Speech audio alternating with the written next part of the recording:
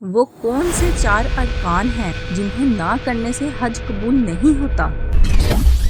ناظرین، حج کے وہ 4 ارکان جن کے بغیر حج نہیں ہوتا اور جن کا ارادہ کرنا فرض ہے۔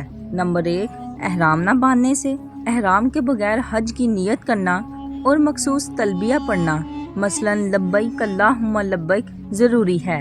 نمبر 2، عرفات میں وقوف نہ کرنے سے، یعنی 9 ذو الحجہ کو عرفات کے میدان میں زوال آفتاب سے لے کر فجر تک کسی بھی وقت ٹھہرنا، یہی حج کا سب سے اہم رکن ہے۔ نمبر 3، طواف زیارت نہ کرنے سے، یہ طواف عرفہ کے بعد کیا جاتا ہے اور بغیر اس طواف کے حج مکمل نہیں ہوتا۔ عام طور پر 10 ذو الحجہ کے بعد کسی بھی وقت کیا جا سکتا ہے۔ نمبر 4، صفا اور مروہ کی سیر نہ کرنے سے، صفا اور مروہ کے درمیان 7 چکر لگانا جو طواف زیارت کے بعد کیا جاتا ہے، اگر پہلے نہ کیا ہو۔ ناظرین، یہ 4 ارکان فرض ہیں اور ان میں سے کوئی ایک بھی چھوٹ جائے تو حج باطل ہو جاتا ہے۔